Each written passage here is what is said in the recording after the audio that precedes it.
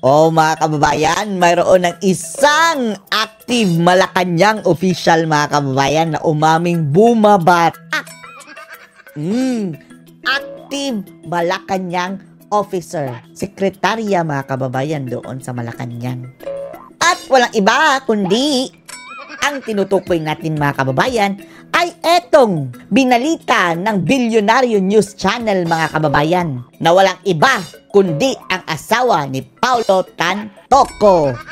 Ayon dito sa police report mga kababayan ng LA, Los Angeles Investigation something ganyan, na ang asawa ni Paulo Tantoco mga kababayan, no? The wife admits they have been using cocaine, cannabis, and alcohol. Ang tinutukoy po dyan mga kababayan na asawa ng namatay, decedent, from the word deceased mga kababayan. Sino yung namatay? Decedent? Si Paulo Tantoco. Ang asawa niya ay eto, ang Malacanang Deputy Social Secretary mga kababayan na si Dina Arroyo Tantoco. Hala no? Eto ba yung sinasabi nila mga kababayan na yung mga opisyalis doon ng Malacanang ay nagbabatakan? Umamin ito mga kababayan mayroon ng isang kumpirmado mga kababayan na umamin. At wag ka, sabi ni Claire Castro, si Auntie Claire mga kababayan, na balik trabaho na daw itong si Dina Arroyo Tantoco dahil hindi daw uso sa kanila mga kababayan ang magbakasyon, kagaya ni VP Sara Duterte. O eto mga kababayan, active ha, umamin. Ito po ang asawa ni mga kababayan, Paulo Tantoco. Pakinggan no ha kung paano magsalita. May iba pang activities in the coming weeks for the... Look at her gestures mga kababayan. How did you feel? We have tara sa palasyo.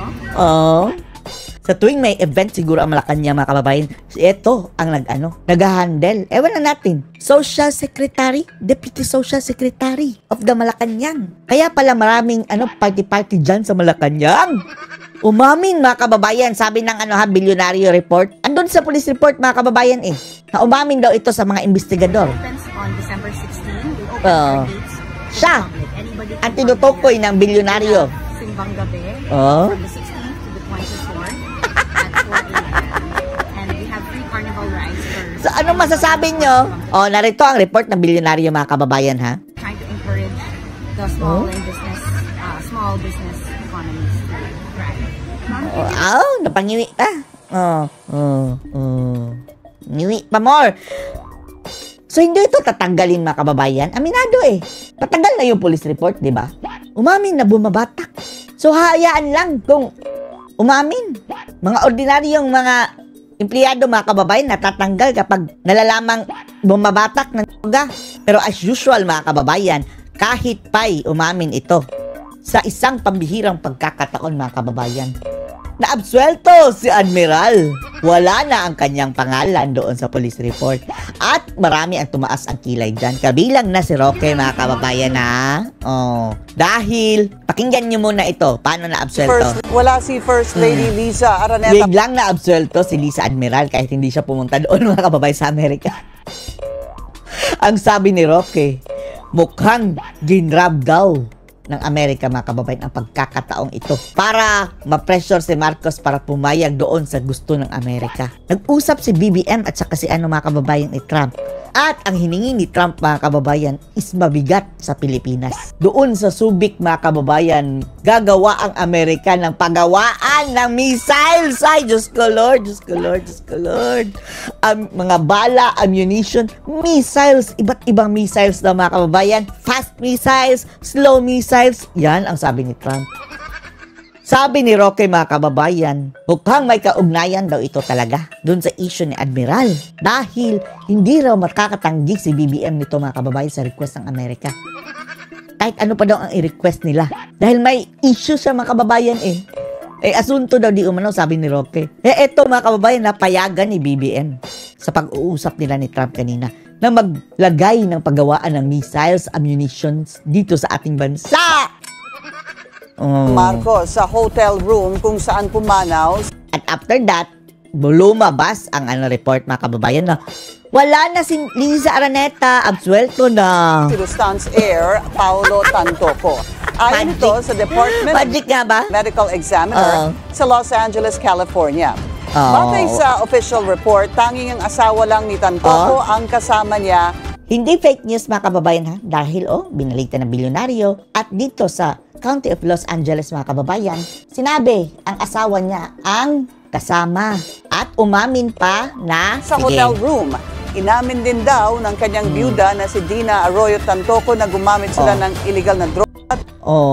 Yung kanina mga kababayan, si Dina Arroyo Tantoco, gumamit ng illegal na umamin ha. Tulad ng cannabis.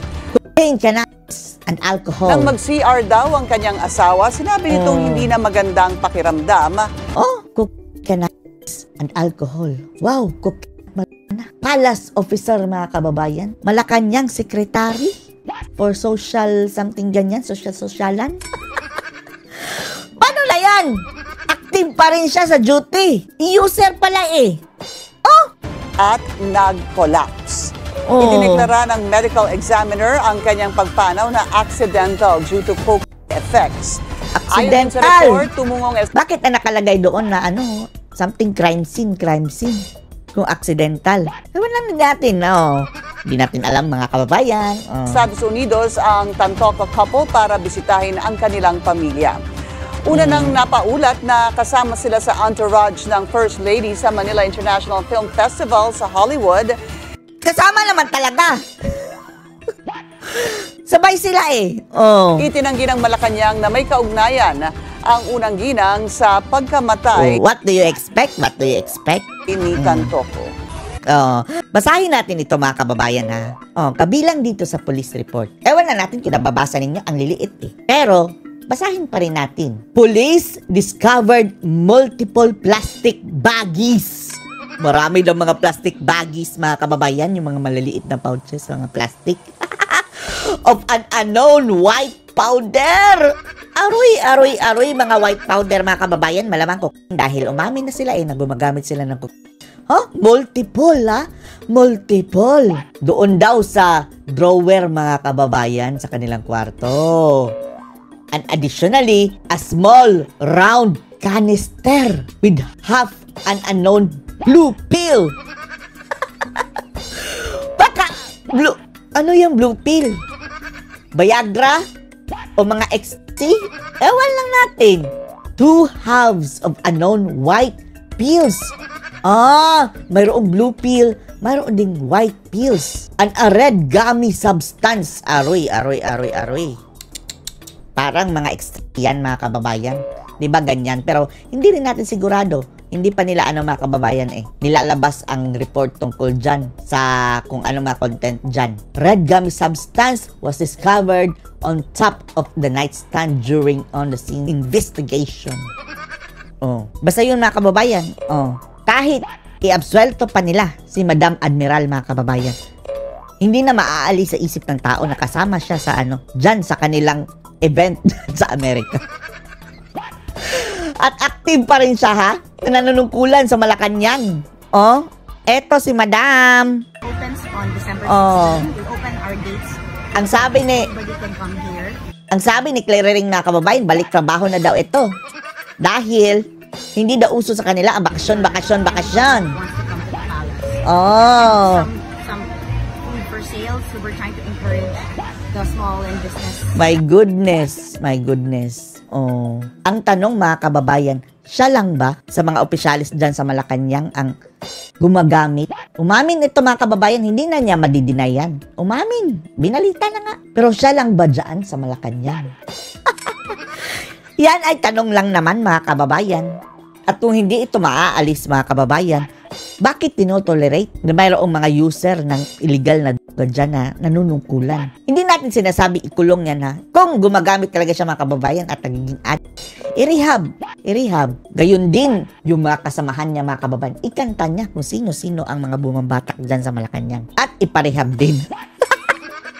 So anong masasabi niyo dito? Post your comments below.